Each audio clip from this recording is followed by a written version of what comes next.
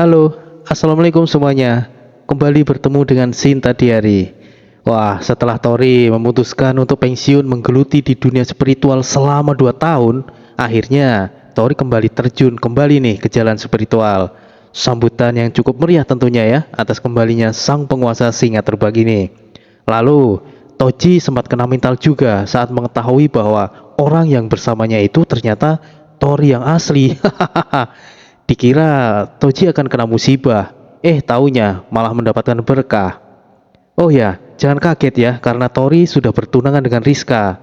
Karena dunia nyata dan alam spiritual memiliki jalan yang berbeda. Dan Sinta sendiri tidak keberatan kok Tori menikahi manusia. Ini sudah dijelaskan dulu saat pertama kalinya awal pernikahan Tori dan Sinta. Bagian kedua ini pastinya tidak akan kalah keren dong ya. Oke, tidak perlu lama-lama lagi. Mari kita sama-sama masuk ke dalam ceritanya. Iya.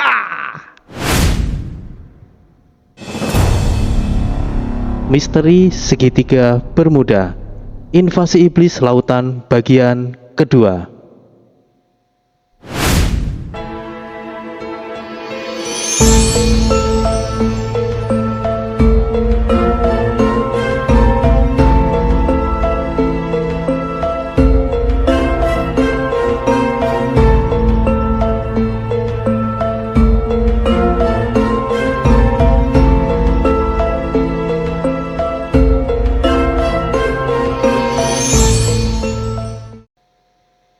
Peringatan, konten ini mengandung suara yang keras, mungkin akan mengganggu pendengaran.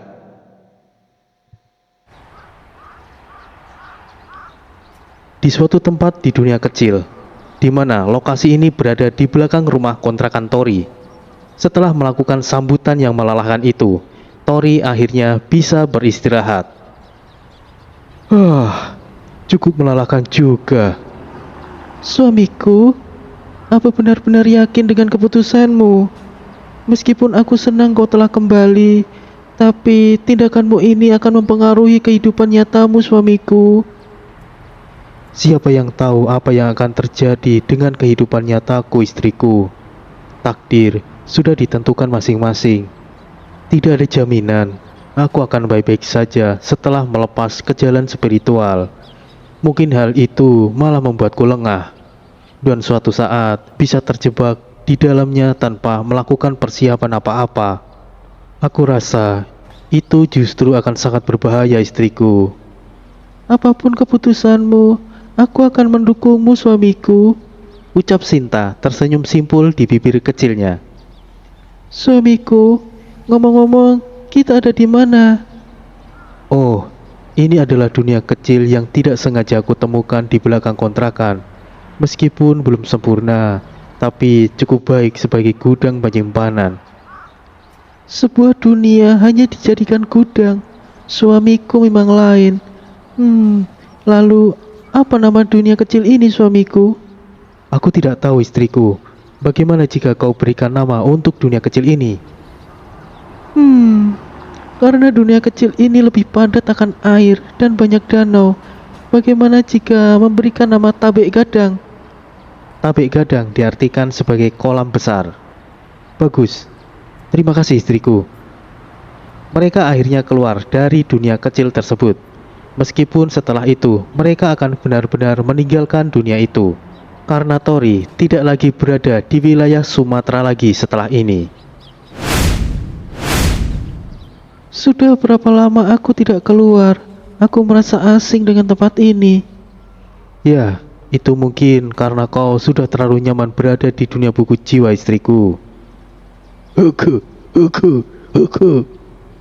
Tawa seorang makhluk besar hitam duduk senderan di pohon sukun. Apa kau sedang menertawaiku, makhluk besar? Oke. Entah apa yang dikatakan, tapi sepertinya Sinta agak sedikit paham. Om Gen, kami mungkin akan pergi dalam waktu dekat ini, dan ada kemungkinan tidak akan pernah kembali lagi. Aku titipkan dunia kecil ini padamu, dan jangan lagi mengganggu orang yang nantinya akan menempati kontrakan itu ya. Apa kau bisa berjanji, Om Gen? Oke. Sepertinya dia bisa menjanjikannya untuk tidak lagi mengganggu manusia, suamiku. Tapi dia akan merasa kesepian jika kau tidak ada, suamiku. Om Gen, bawalah teman-temanmu untuk menjaga dunia kecil ini. Di dalam adalah tempat kesukaan kalian, banyak air dan juga pepohonan yang tinggi. Rawatlah dengan baik, aku yakin kau tidak akan kesepian. Oke. Dia sepertinya mengerti, suamiku. Sebelum Tori pergi, dia sempatkan untuk pergi ke Pasaman. Selain ingin mengenang saat-saat pertama kalinya dia bertemu dengan Sinta, dia juga mengunjungi kerajaan Inyek Rimbo. Tapi sayangnya, Tori tidak bisa bertemu dengannya. Karena menurut pengakuan bawahannya, Inyek Rimbo masih belum kembali setelah pergi ke tanah kematian di kota Iblis Xinjiang. Sebenarnya, Tori juga baru mengetahuinya bahwa Inyek Rimbo ternyata datang ke sana. Sudah cukup lama saat itu Tori kembali, tapi dia sama sekali tidak mengetahui informasi apa-apa mengenai Inyek Rimbo. Hal itu juga terjadi dengan keempat pengawal pribadi Raja Kayo. Mereka tidak ada di tempat yang seharusnya menjaga warisan Raja Kayo Hitam. Dan Mbak Kun atau Neni, dia telah menjadi sosok kuntilanak biru yang memiliki pengaruh besar di wilayah alam Marapi. Tidak ada lagi yang sepertinya tertinggal. Akhirnya Tori berangkat ke Yogyakarta. Sudah siap, Mas? Bismillah, siap Pak Bon. Bon mengantar Tori. Dengan dipindahnya Tori ke Jawa, Bon sudah pasti kehilangan partner kerjanya. Tapi jalan masing-masing memang berbeda. Rekan hanyalah partner sementara. Kini mereka tidak lagi dalam ruang lingkup yang sama. Namun jarak tidak akan memisahkan persahabatan mereka. 2 bulan lalu, saat Jaka dan Ki Sabto tiba di Jogja lebih dulu untuk mengurus sesuatu masalah pribadi mereka. Sebelum menuju ke pantai selatan, mereka terlebih dulu berkunjung ke Keraton Merapi, berharap mendapatkan informasi terkait runtuhnya kerajaan pantai selatan. Karena selain Raja Merapi yang dekat dengan Ratu Kidul, tidak ada lagi yang mereka kenal. Oh, selamat datang Tuan Jaka. Sungguh tidak terduga Anda berkunjung kemari. Silakan, silakan, sambut Sentanu. Sentanu, aku tidak ingin buang-buang waktu. Ada sesuatu yang harus aku tanyakan kepada Raja Merapi. Tolong antarkan kami menemuinya. Jaka langsung pada intinya. Baik Tuan Jaka, tapi sebelum itu singgahlah terlebih dahulu di Kesultanan. Saya tidak berhak untuk mengatakan lebih banyak. Mungkin Ki Sastro bisa memberikan jawaban yang tepat, balas Sentanu. Baiklah, jika begitu, ayo pergi. Mari Tuan. Tanpa basa-basi lagi, mereka langsung menuju di Kesultanan. Tanpa diduga-duga, di sana cukup ramai. Ada beberapa orang yang Jaka kenal. Mas Aditya, Mas Jaka. Kau, Yuda, bagaimana kau bisa ada di sini? Apa kau tahu? Kami selama ini mencarimu. Di mana Rama? Ucap Jaka terkejut. Tenanglah dulu Nak Jaka. Semuanya bisa dijelaskan secara perlahan. Silakan masuk dan buatlah diri kalian nyaman. Oh, Anda pastilah Ki Sabto. Senang berjumpa dengan Anda. Saya sudah dengar sepak terjang Anda selama ini. Benar-benar suatu kehormatan bisa bertemu dengan Anda. Sapa Ki Sabto dengan sopan.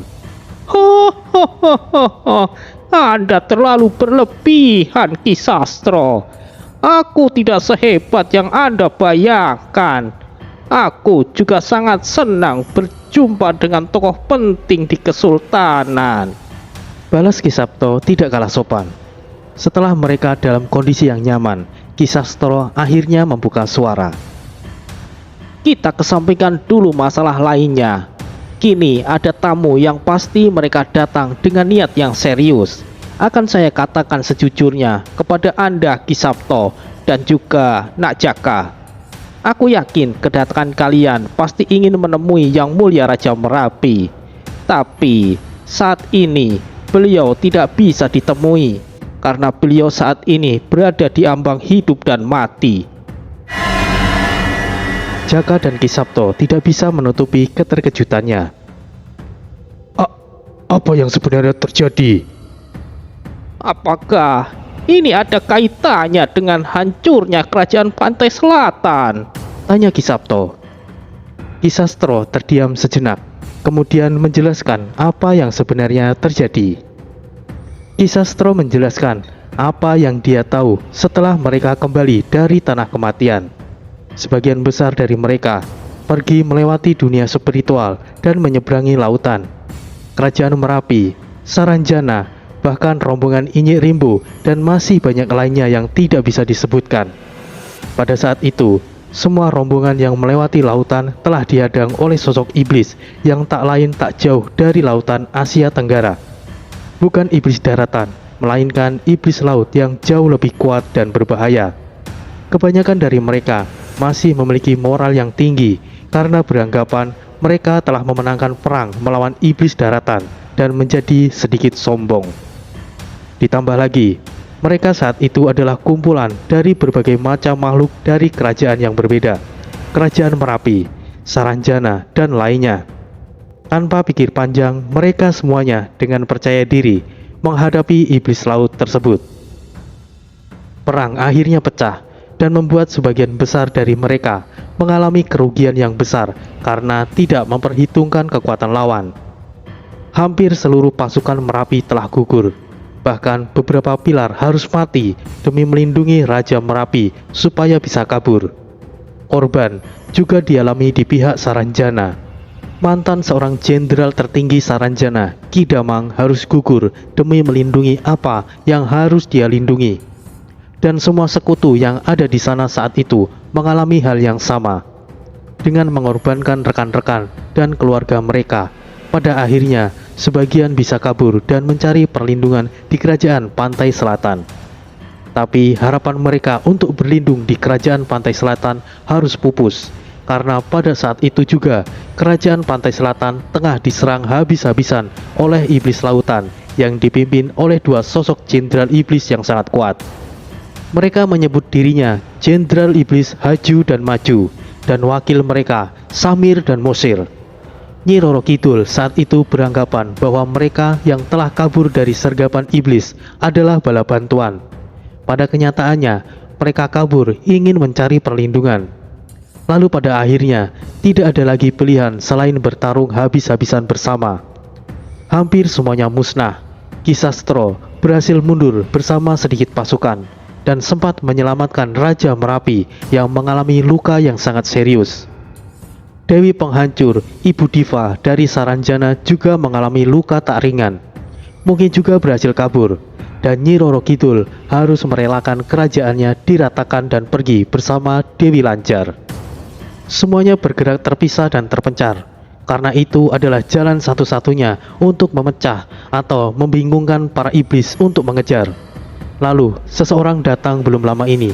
Dia adalah Yuda bersama seorang wanita yang juga sedang dalam kondisi terluka. Itulah yang terjadi, dan saat ini kami sedang mendiskusikan untuk mencegahnya terjadi invasi besar-besaran di daratan Nusantara. Karena aku secara pribadi beranggapan para iblis itu tidak mungkin hanya menginvasi lautan saja. Lambat laun mereka akan menyasar juga ke daratan, terang Ki Sastro. Oh, aku tidak pernah mengira akan menjadi serumit ini. Tapi itu bukankah kejadiannya sudah 2 tahun yang lalu? Kenapa kalian bersiap-siap sekarang? Tanya Ki Sabto. Awalnya kami tidak terfikirkan bahwa iblis laut akan menyasar daratan juga. Pernyataan itu baru disampaikan oleh anak muda yang bernama Yuda ini, balas Ki Sastro. Jadi, jelaskan sekali lagi, apa yang sebenarnya terjadi, Yuda? Baiklah, akan aku katakan sekali lagi. Perkenalkan, dia adalah teman. Salam semuanya, saya adalah Cinta Lawine. Saya adalah tunangan Yuda yang sudah dijodohkan dari kecil. Salam Cinta dengan sopan memotong ucapan Yuda. Ya, jadi situasinya seperti ini. Yuda kemudian menjelaskan dengan gugup. Saat Yuda berada di Pulau Langba, untuk mengikuti turnamen berdarah itu. Semuanya berjalan baik-baik saja. Turnamen juga belum sempat dimulai. Baru babak penyisian survival untuk melengkapi persyaratan peserta. Setelah babak survival berakhir, tiba-tiba terjadi gempa yang maha dahsyat di Pulau Langba. Gempa tersebut sampai menenggelamkan Pulau Langba. Entah berapa banyak korban jiwa berjatuhan. Hanya beberapa yang selamat saat itu. Tidak banyak kapal tersisa. Pada saat itu, Yuda dan Jinta sudah pasrah. Mereka tidak keberatan jika harus mati pada saat itu, karena Yuda sudah cukup puas setelah menemukan kekasihnya. Namun, Rama berusaha keras untuk menyelamatkan diri, dan dia mendapatkan sebuah kapal kecil, kapal bot kecil yang cukup untuk 4 orang. Demi memperebutkan kapal tersebut, harus ada pertumpahan darah. Akhirnya, Yuda, Rama, dan Jinta bisa lolos dari pulau tersebut. Tapi karena mereka tidak tahu arah, mereka nyasar di pulau kecil yang tidak diketahui. Tidak ada lagi bahan bakar yang tersisa. Kemudian mereka bertahan di pulau itu selama lebih dari setahun. Karena tidak ada cara lain untuk melakukan penelusuran, mereka akhirnya meraga sukma, menelusuri mengarungi lautan, dan bertemu dengan iblis laut. Bentrokan akhirnya terjadi. Demi membuat Yuda dan Jinta lolos, Rama harus menahan para iblis dengan para klon dan bobon. Hingga saat ini, tidak diketahui bagaimana dengan keadaan Rama dan juga tubuh mereka yang ada di pulau kecil tersebut. Yuda dan Jinta tidak tahu harus kabur kemana. Pada akhirnya, dia tiba di wilayah pantai selatan. Sempat bentrok dengan iblis yang ada di sana dan mengalami luka. Tapi, dia juga mendapatkan sebuah informasi dari para iblis yang mengatakan, "Kemanapun kalian kabur, kalian tidak akan lepas dari kejaran iblis. Meskipun kalian lari ke daratan sekalipun, dengan begitu ada kemungkinan besar daratan Nusantara juga akan mengalami nasib yang sama, cepat atau lambat."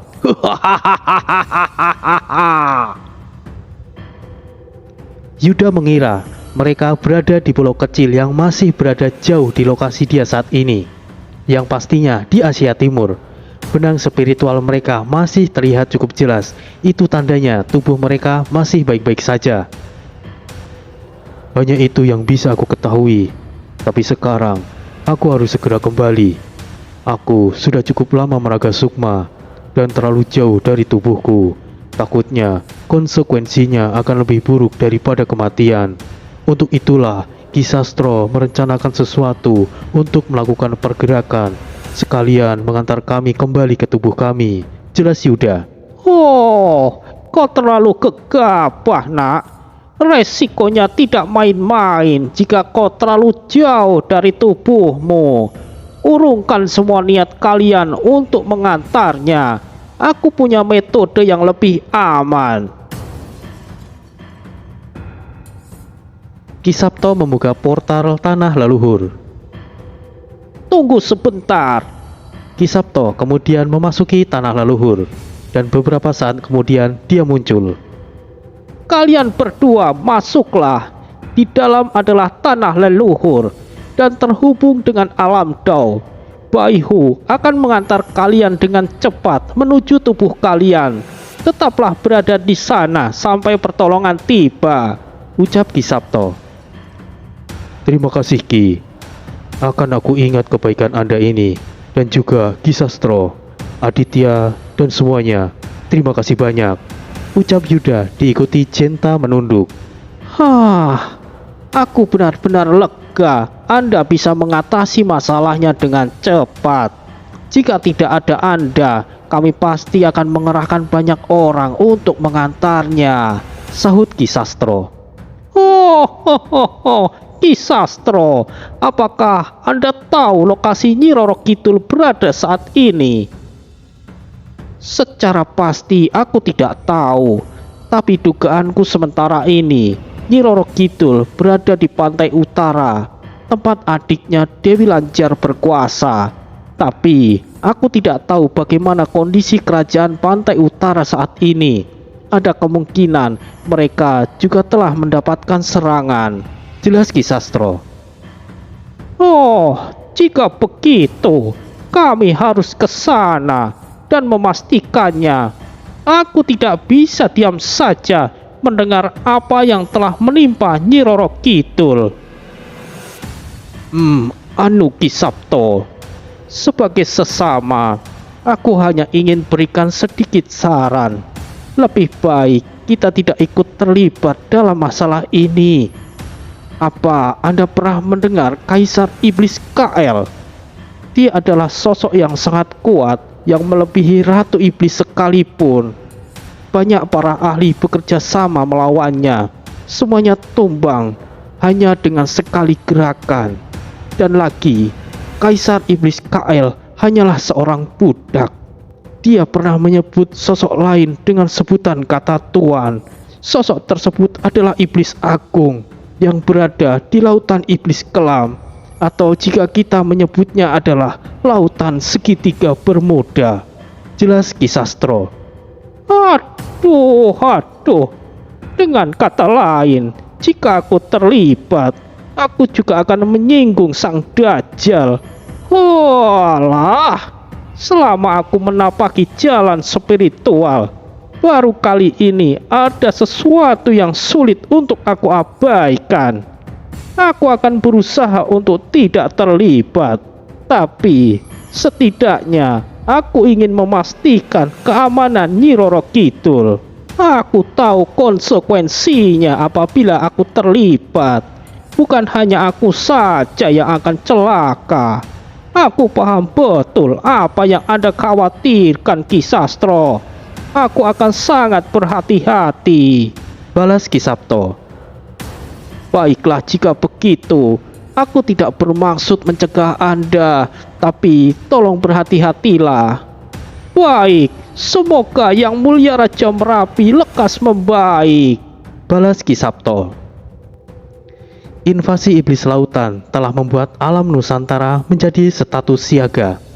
Bahkan para punokawan pada akhirnya berkumpul di Gunung Tidar. Semuanya berkumpul untuk membangunkan Eyang Semar yang telah lama dalam pengasingannya untuk bertapa. Ancaman Nusantara tidak bisa lagi dicegah oleh para raja-raja di tanah Nusantara. Sang Maharaja Eyang Semar harus turun tangan. Pada akhirnya, Ki Sabto dan Jaka pergi ke Pekalongan, tepatnya di pantai utara Selamaran, yang diduga di mana Dewi Lanjar berada. Tunggu sebentar, izinkan aku ikut dengan kalian, ucap Aditya. Nah, kau tahu apa yang kau katakan? Ini bukan sesuatu yang sederhana, kata Ki Sastro. Aku tahu, Kek. Pada dasarnya, mau kita bersembunyi atau tidak, itu pada akhirnya kita akan terlibat juga. Hanya waktu saja yang menentukan. Cepat atau lambat, hal itu akan terjadi, Kek. Aku tidak akan bertindak gegabah. Aku hanya ingin mengumpulkan informasi penting yang siapa tahu nanti akan berguna, jelas Aditya. Kamu ini nak. Ki Sastro, tenang saja. Kami akan melindungi Aditya dengan nyawa kami, sahut Jaka merangkul Aditya. Lakukan saja semaumu, nak. Ingat, hati-hatilah. Terima kasih, Kek.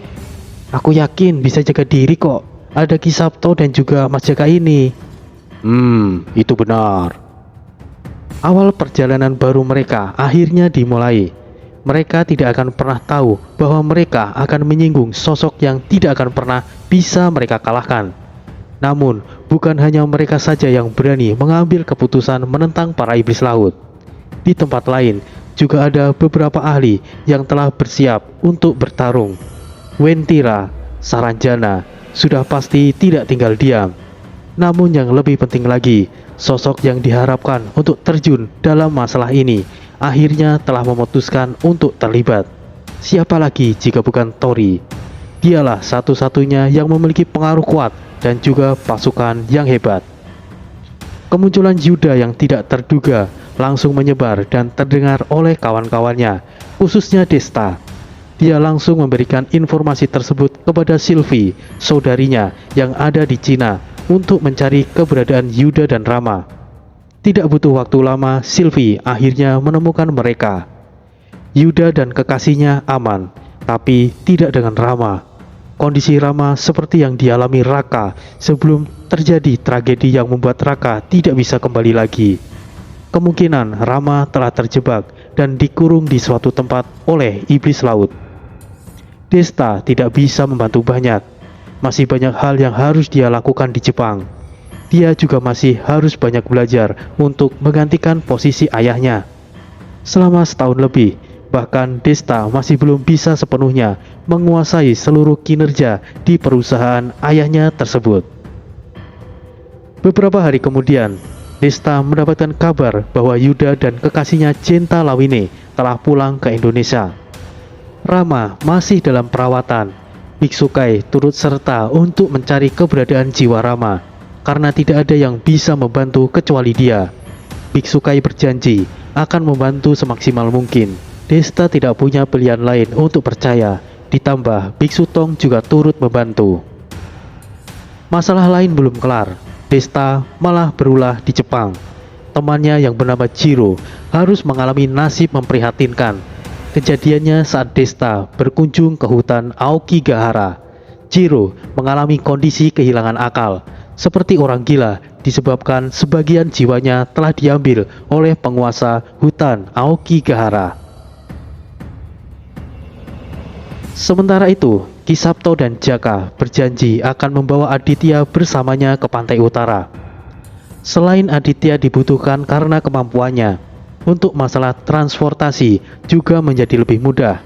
Jaka tidak perlu lagi menyewa mobil karena Aditya memiliki mobil sendiri yang memudahkan mereka untuk bergerak.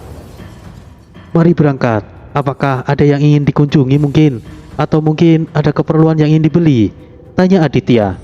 Pak, apakah ada yang dibutuhkan? Tanya Jaka. Ya tidak ada. Paling aku butuh sarapan.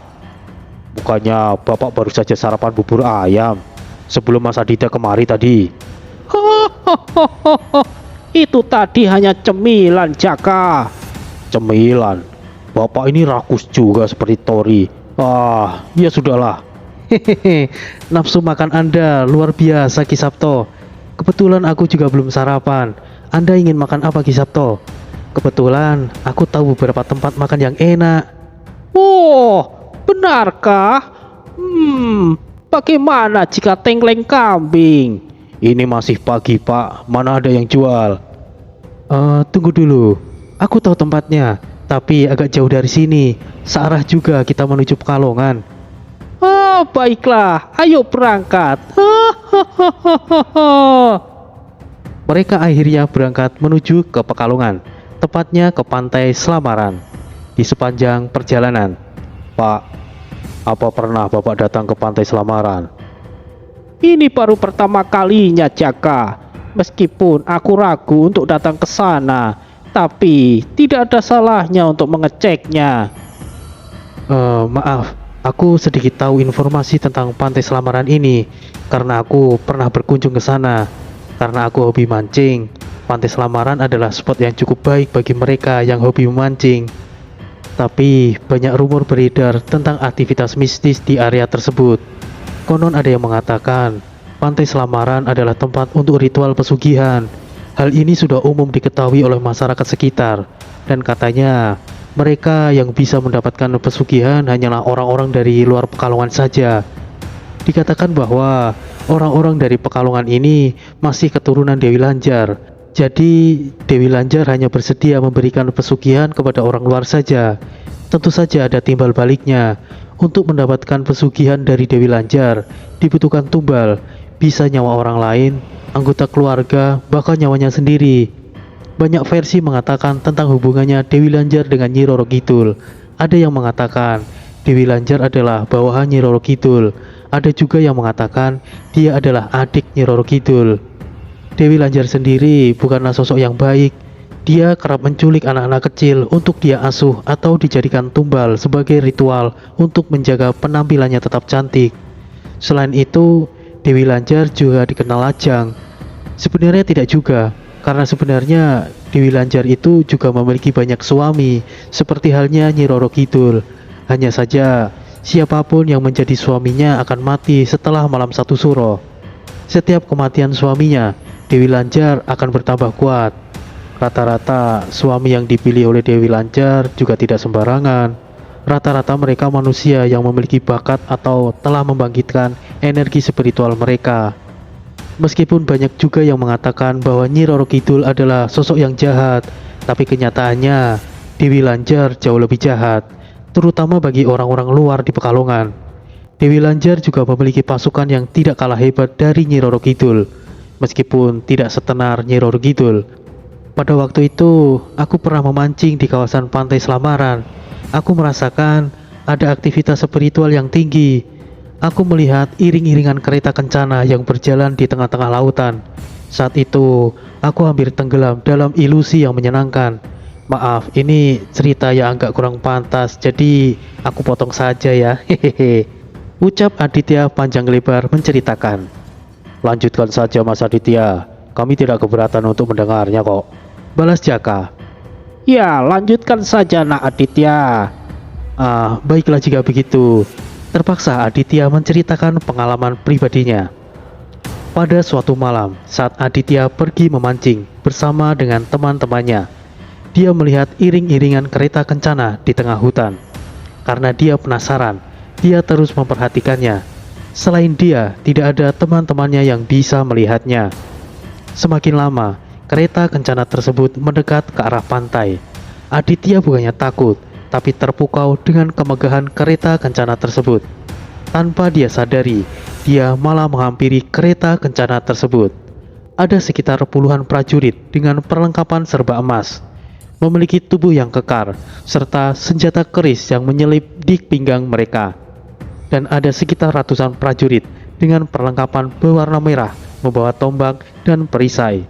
Setidaknya Aditya tahu bahwa prajurit kekar tersebut adalah pengawal pribadi, dan prajurit dengan pakaian merah adalah prajurit biasa. Dari dalam kereta kencana muncul sosok wanita dengan mahkota yang bersinar, dituntun oleh beberapa pelayan wanita. Sosok tersebut sangatlah cantik jelita dan membuat Aditya langsung jatuh cinta pada pandangan pertama. Kekaguman Aditya jelas diketahui oleh sosok tersebut. Beberapa prajurit kekar tersebut menghampiri Aditya dan mengatakan, "Permisi, Anda diundang oleh Yang Mulia untuk singgah di kediamannya. Apakah Anda bersedia?" Aku bersedia." Tanpa pikir panjang, refleks Aditya menjawabnya. Prajurit tersebut tersenyum dan menengok ke arah wanita tersebut. "Jika begitu, mari ikutlah dengan kami." Aditya yang telah terbius oleh kecantikan Dewi Lanjar, dia tidak menyadari bahwa dirinya saat itu dalam bahaya besar. Aditya naik di kereta kencana, duduk berhadapan dengan Dewi Lanjar. Senyuman Dewi Lanjar membuat Aditya salah tingkah dan memiliki ribuan pikiran kotor di otaknya.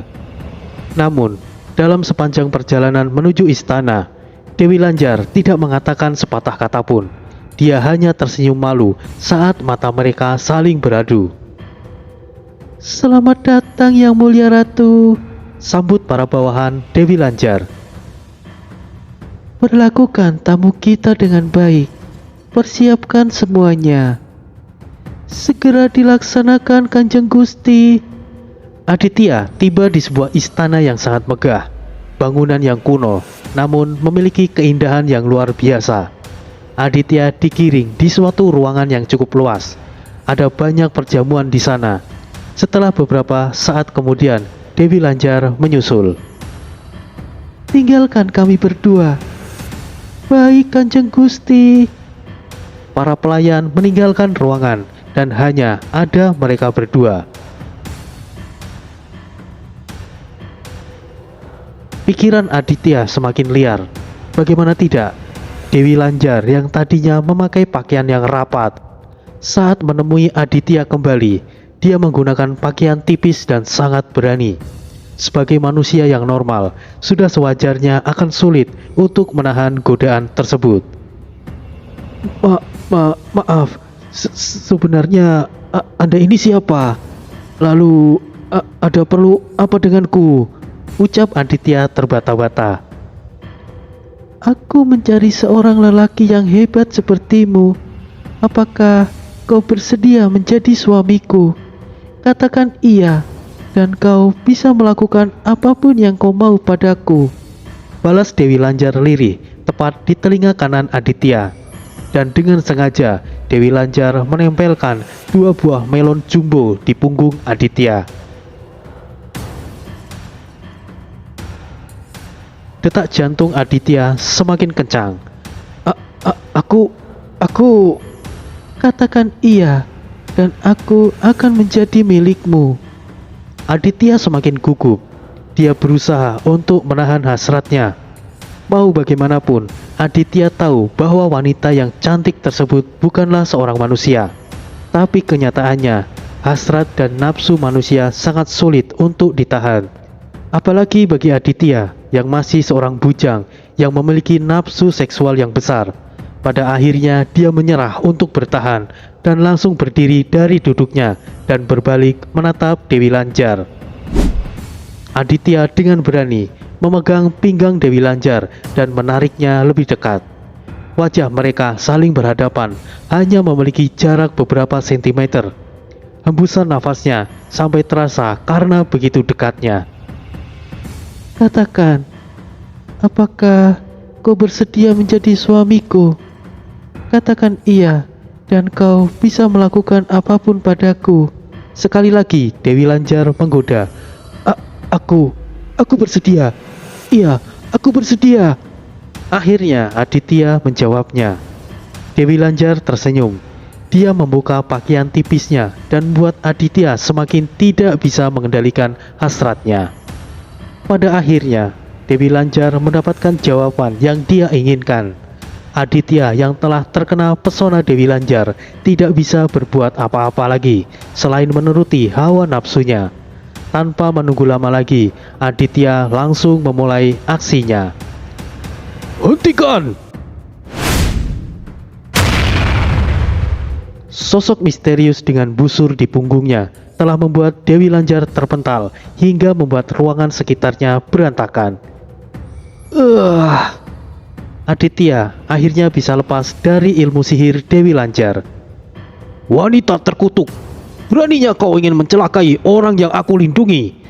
Meskipun aku tidak menyukainya, tapi aku tidak akan membiarkan wanita sepertimu mencelakainya, ucap Pangeran Dwi Pangga.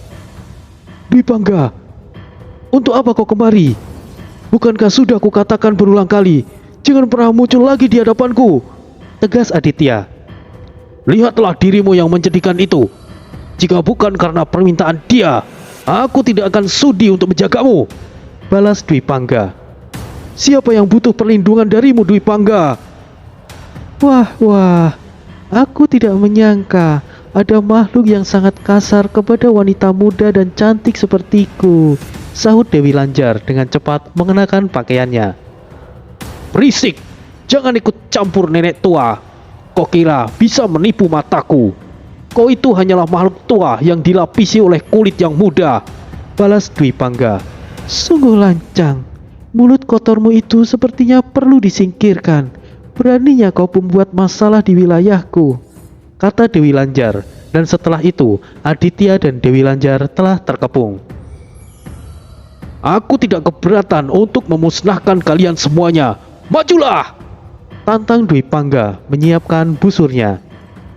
Aku tahu kau punya kemampuan, meskipun kami kesulitan untuk mengalahkanmu. Tapi apakah kau bisa bertarung sembari melindunginya? Ucap Dewi Lanjar. Oh, kau mau mengancamku? Jika kau berani, lakukan saja. Kau hanyalah penguasa pantai utara. Apakah kau tidak tahu jika dia adalah cucu dari Ki Sastro, mantan pemimpin Kesultanan Merapi? Kau pikir apa yang akan terjadi jika kau melakukannya? Jelas Dwi Pangga.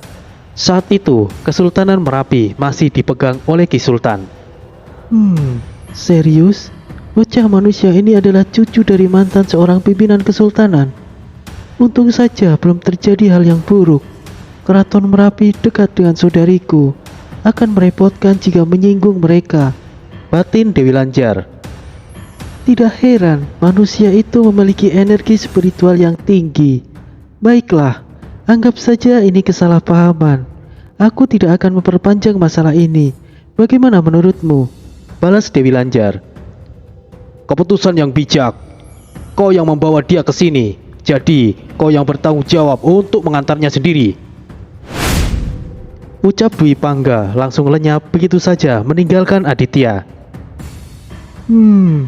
Aku tidak menyangka kau memiliki hubungan dengan Keraton Merapi. Jika tahu dari awal, aku tidak akan melakukan hal buruk padamu. Tapi, bukankah kau sudah menyetujuinya ingin menjadi suamiku? Bagaimana kalau kita lanjutkan? Tenang saja, aku jamin kau akan baik-baik saja. Anggap saja sebagai hadiah dan juga permintaan maafku, rayu Dewi Lanjar. Ah, tidak, terima kasih. Antarkan saja aku kembali. Teman-temanku pasti mencariku. Balas Aditya. Sayang sekali. Baiklah jika begitu. Tapi jika kau berubah pikiran, kau bisa datang kapan saja kemari, Dewi Lanjar menawarkan. Aditya tidak benar-benar langsung diantarkan. Dia diajak berkeliling di istananya terlebih dahulu dan berkali-kali mencoba merayu Aditya. Seperti yang dikhawatirkan, teman-teman Aditya sangat khawatir dan mengira dia hilang. Setidaknya saat subuh menjelang, mereka bertemu Aditya kembali. Aditya memilih untuk diam dan tidak menceritakan yang sebenarnya kepada teman-temannya. Ya, begitulah. Jadi aku rasa mengikuti kalian mungkin aku akan sedikit membantu. Setidaknya ketika mengunjungi kerajaan Pantai Utara, Mas Jaka dan Ki Sabto tidak perlu susah-susah untuk meyakinkan Dewi Lanjar. Jelas Aditya. Ini namanya bukan sedikit informasi, Mas Adit. Kau malah mendalami, bahkan mendapatkan kepercayaan Dewi Lanjar. Aku rasa kau akan banyak membantu, Mas Aditya. Balas Jaka. Itu benar. Dengan adanya dirimu, nak, ini akan menjadi lebih cepat. Tapi kita tidak tahu apakah kerajaan Pantai Utara masih utuh atau sudah mengalami kehancuran. Semoga saja apa yang dikhawatirkan tidak terjadi, sahut Ki Sabto. Dulu di sana tidak ada penginapan di dekat pantai, tapi aku tidak tahu jika sekarang. Mungkin lebih baik kita cari penginapan di kota terdekat saja, Aditya berikan saran. Kami akan mengikutimu, Mas Aditya. Sesuai dengan saran Aditya, mereka mencari penginapan di kota terdekat di kawasan Pekalongan. Beberapa saat kemudian, mereka sudah dalam kondisi Meraga Sukma. Mas Adit, apa kau tahu jembatan aneh itu? Itu membuatku merasakan tidak nyaman, ucap Jaka. Jembatan ini sepertinya menghubungkan suatu tempat ke tempat lainnya. Apakah ada suatu portal yang menghubungkan satu sama lain? Ki Sabto menambahkan. Mereka sudah berada di pantai, di lokasi di mana kerajaan Pantai Utara berada. Tentu saja mereka sudah dalam kondisi Meraga Sukma. Di hadapan mereka terlihat sebuah jembatan hitam keabu-abuan. Masing-masing ujung jembatan tertutup kabut tebal, dan jembatan tersebut tercipta dari tumpukan tulang belulang yang tidak diketahui. Seperti yang aku ceritakan di awal, Dewi Lanjar bukanlah makhluk yang baik. Jembatan itu terbentuk dari banyaknya tumbal yang diberikan oleh mereka yang mencari jalan pesugihan. Konon jembatan tersebut akan terus memanjang jika banyak dari mereka menawarkan tumbal yang ditukarkan dengan kekayaan. Aku tidak tahu ada apa di masing-masing ujung jembatan itu, tapi mereka para lelaku penerima pesugihan semuanya berada di sana. Dugaanku, ujung jembatan tersebut adalah tempat terkutuk atau neraka dunia bagi mereka yang melakukan pesugihan. Jelas Aditya. Keuntungan apa yang didapat memberikan pesugihan kepada mereka, para manusia itu? Atau hanya untuk kesenangan Dewi Lanjar semata? Aku tidak begitu mengerti, Ki. Tapi aku menduga Dewi Lanjar akan semakin bertambah muda saat mendapatkan tumbal. Meskipun tidak ada yang melakukan pesugihan, Dewi Lanjar sering menculik anak-anak kecil untuk dikorbankan atau dia rawat jika anak tersebut memiliki bakat tertentu. Dan juga sebelum mendekati malam satu suro, Dewi Lanjar selalu mencari suami. Dan tepat setelah malam suro, suaminya pasti akan mati tanpa sebab. Aditya menambahkan. Makhluk biadab. Sudah seharusnya makhluk seperti itu dimusnahkan, balas Jaka kesal. Tapi Apa yang aku katakan ini hanyalah rumor yang beredar, Mas Jaka, dan beberapa sumber yang tidak bisa dibuktikan. Jadi pada dasarnya, kenyataannya tidak bisa diketahui. Jadi kemungkinan itu hanyalah cerita buruk yang tersebar, seperti yang dikatakan banyak orang tentang Nyi Roro Kidul. Memang kenyataannya, Nyi Roro Kidul sendiri bukan makhluk yang benar-benar baik. Setidaknya, dia tidak menyakiti manusia tanpa alasan. Jaka mulai beranggapan. Tidak perlu buang-buang waktu lagi. Ayo, segera kita cek situasinya. Jaka, jangan bertindak sembrono. Tunggu dulu, aku tahu tempat aman untuk memasuki istana Dewi Lanjar. Mari ikut aku. Tapi jika tidak salah ada di sekitar batu besar itu. Dulu Dewi Lanjar pernah mengatakan, jika aku ingin menemuinya, aku bisa datang ke lokasi tersebut, ucap Aditya. Oh, baiklah jika begitu. Mereka menuju ke lokasi yang disebutkan oleh Aditya. Di balik batu besar itu, ada beberapa batuan aneh tertumpuk tidak beraturan. Kawasan ini tidak ada di dunia nyata. Hanya mereka yang memiliki kemampuan yang bisa melihatnya. Aku yakin ada di sekitar sini, ucap Aditya sambil melihat sekelilingnya. Jaka. Iya, aku mengerti, Pak. Mereka berdua sepertinya merasakan sesuatu yang tidak beres. Mereka seperti sedang diintai oleh sosok yang tidak diketahui. Apa yang kau lakukan di sini? Cepat pergi! Ucap Pangeran Dwi Pangga tiba-tiba muncul tanpa Aditya panggil. Kenapa kau tiba-tiba muncul, Dwi Pangga? Di sini berbahaya, segera mundur! Dwi Pangga memperingatkan. Apa maksudmu, Dwi Pangga? Aditya masih bingung. Sepertinya kita sudah terlambat untuk mundur. Bersiaplah semuanya. Yada, Subali! Yada Subali langsung tiba setelah ada panggilan. Tanpa tidak sengaja, mereka telah masuk ke dalam jebakan. Mereka telah dikepung oleh makhluk-makhluk misterius yang kuat. Dwi Pangga yang biasanya tidak kenal takut, dia sangat waspada. Apa akhirnya kau kemari juga, sayangku? Ucap sosok wanita cantik yang tiba-tiba menampakkan wujudnya. Dewi Lanjar, apa maksud semua ini? Aditya masih cukup takut untuk melihatnya.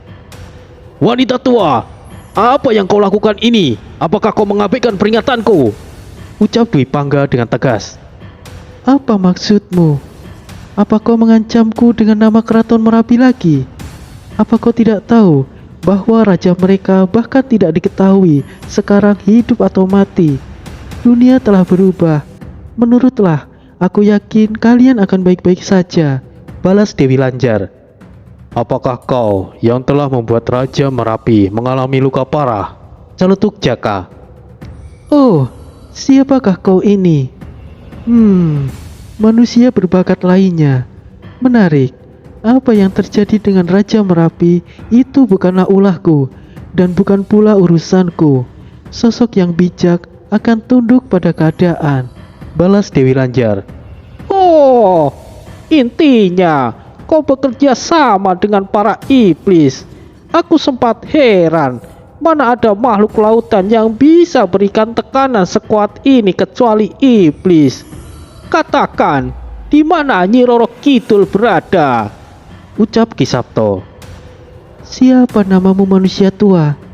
Untuk apa kau menanyakan saudariku? Aku katakan sekali lagi, menyerah dan menurutlah. Aku bisa jamin kalian akan baik-baik saja. Tidak perlu melakukan perlawanan yang sia-sia, tegas Dewi Lanjar. Apakah kau tidak percaya dengan tingginya langit? Tidak perlu banyak bicara, tangkap mereka semuanya. Sejak awal kemunculan mereka di pinggiran pantai, mereka telah diperhatikan oleh sosok misterius. Dewi Lanjar tahu pasti mereka akan pergi ke lokasi yang pernah dikatakan kepada Aditya, dan kemudian mempersiapkan rencana untuk mengepung mereka. Orang bijak akan tunduk kepada keadaan. Orang pintar akan memilih pihak yang pasti akan menang. Mungkin Dewi Lanjar tidak punya pilihan untuk bergantung kepada para iblis. Atau mungkin pihak iblis memberikan sesuatu yang menguntungkan baginya jika dia bergabung. "Tangkap mereka semuanya," perintah Dewi Lanjar. Kenapa kami harus mendengarkanmu? Untuk apa repot-repot menangkap mereka? Membunuh mereka akan lebih mudah. Apa untungnya menangkap mereka?" Ucap salah satu iblis misterius. "Kita akan butuh mereka hidup-hidup. Akan lebih berguna jika mereka dijadikan pengorbanan daripada dibunuh." Itu kan hanya untuk kepentinganmu sendiri. Apa untungnya buat kami? "Apakah kalian mengabaikan perintah Tuan Haju?" Bukan berarti kami akan mematuhi perintahmu, Jalang. Kami akan memberikan kesempatan jika mereka mau menyerah. Tapi berani melawan, kami tidak akan menahan diri. Pada akhirnya, Dewi Lanjar tidak memiliki kendali penuh meskipun dia ada di wilayahnya sendiri. Dewi Lanjar menatap ke arah Aditya seakan ingin memberitahukan sesuatu. Obrolan telepati tidak akan berguna karena salah satu iblis yang ada di sana mampu menangkap aktivitas percakapan tersembunyi. Kalian pikir bisa dengan mudah menaklukkan orang tua ini? Cobalah dan maju semuanya. Mereka keliru jika dengan mudah melawan Ki Sabto. Beliau adalah master semesta sejati. Setidaknya memiliki kemampuan yang setara dengan Ratu Iblis. Meskipun iblis laut memang rata-rata kuat jika dibandingkan dengan iblis daratan, mereka yang ada di sana tetaplah bukan tandingan Ki Sabto. Namun, tunggu sebentar, Ki Sabto, Mas Jaka, sebaiknya kita menyerah saja. Kita tidak akan mendapatkan informasi apa-apa jika melawan. Meskipun tidak ada jaminan sekalipun jika kita menyerah, tapi setidaknya mereka tidak memiliki niat untuk menyakiti kita jika kita menyerah. Tolong percaya padaku, ucap Aditya dengan sorotan matanya yang penuh keyakinan. Apa yang kau lakukan? Menyerah begitu saja? Apakah aku salah dengar? Dwi Pangga tidak terima dengan pernyataan Aditya. Baiklah, aku percaya padamu, Nak Adit. Jaka tidak merespon apa-apa. Banyak hal yang dia pikirkan. Jaka menduga ada sesuatu yang direncanakan oleh Aditya. Bahkan Aditya tidak berikan kejelasan terlebih dahulu lewat telepati. Untungnya Jaka bisa bersikap sesuai keadaan. Aditya sangat cerdas dan Jaka adalah sosok yang jenius. Mungkin mereka bisa memahami satu sama lain tanpa harus mengatakannya. "Keputusan yang tepat. Bawa mereka." Dewi Lanjar langsung mengambil alih dan perintahkan prajurit pribadinya. Mereka digiring memasuki wilayah Dewi Lanjar. Ada yang aneh dengan lokasi tersebut. Tidak seperti pertama kalinya Aditya datang waktu itu. Dulu sangat ramai dan banyak aktivitas sekitaran luar kerajaan pantai utara. Saat itu benar-benar sepi dan suram. Kami percayakan mereka padamu. Jika terjadi sesuatu yang mencurigakan, kami tidak akan segan-segan untuk bertindak. Apakah kau mengerti? Ucap salah satu iblis yang misterius kemudian meninggalkan mereka. Sebenarnya apa yang... Diamlah, jangan banyak bicara, bisik Dewi Lanjar. Dugaan Aditya semakin yakin bahwa Dewi Lanjar terpaksa untuk tunduk kepada iblis. Ada sesuatu yang dia sembunyikan dari mereka dan belum saatnya untuk memberitahukannya. Dewi Lanjar membawa mereka tidak memasuki istananya, tetapi pergi di ruang bawah tanah yang sepertinya itu adalah penjara. Lorong yang cukup panjang dan pengap, panas dan menekan. Mereka ikuti saja apa yang Dewi Lanjar mainkan. "Di sini lebih aman untuk bicara. Katakan jika ada yang ingin kalian katakan," ucap Dewi Lanjar yang masih dalam kondisi berjalan. Di mana Nyi Roro Kidul berada? Ki Sabto mengawalinya. "Kita sedang menuju di mana dia berada sekarang. Aku tidak tahu siapa kau, tapi sepertinya kau salah satu suaminya," balas Dewi Lanjar. Aku sempat benar-benar akan melawan jika Nak Adit tidak mencegahku. Kenapa tidak mengatakan dari awal jika kau hanya pura-pura menjadi sekutu mereka? Aku yakin kau bisa melakukannya secara telepati kan? Tidak, hal itu tidak akan bisa dilakukan. Di antara para iblis itu, mereka mampu menangkap gelombang telepati. Aku sempat bingung bagaimana caranya untuk meyakinkan kalian. Untung saja, calon suamiku sangat cerdas dan mampu memahami situasinya. Balas Dewi Lanjar. Maaf, calon suami, siapa yang kau maksud itu? Ucap Aditya. Tentu saja itu kamu sayangku. Sudah lama aku menunggu kedatanganmu. Tapi aku tidak berharap kau datang di saat-saat seperti sekarang ini. Balas Dewi Lanjar genit. Ah, tolong jangan lagi. Aku merasakan ada sesuatu yang aneh saja. Sorotan matamu tidak seperti memusuhi kami. Aku mengambil keputusan berdasarkan intuisiku saja. Kita sudah sampai. Dewi Lanjar berdiri di dinding batu yang sepertinya itu adalah pintu penjara. Siapa? Balas sosok suara yang lembut di balik pintu batu. Ini aku, bukalah. Pintu batu itu bergeser dan terbuka. Anda bersama dengan siapa? Oh, bukankah kalian? Halo, Nona Gupita, ucap Jaka. Bagaimana keadaan saudariku? Beliau masih dalam pemulihan. Tidak ada yang perlu dikhawatirkan. Hanya saja Nyi Blorong masih belum bisa ada perubahan. Silakan masuk. Balas Rara Gupita. Di balik pintu batu tersebut tidaklah terlalu buruk. Dari luar mungkin terlihat seperti penjara, tapi di dalam cukup nyaman dan layak. Ada beberapa ranjang di dalam.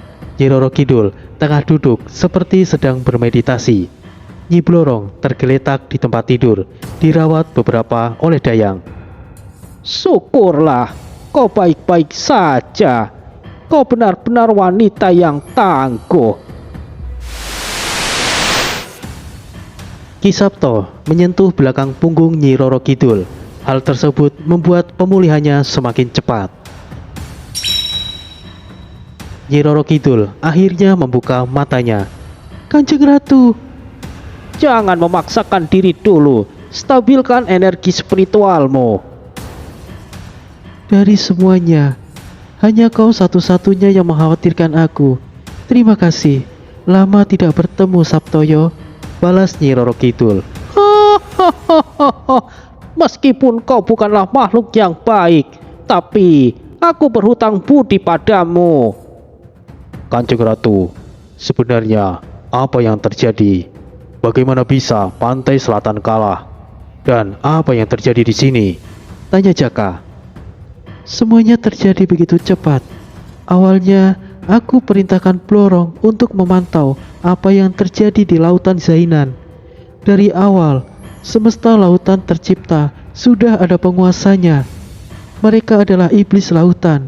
Pada dasarnya, iblis semuanya sama, entah itu iblis daratan maupun lautan.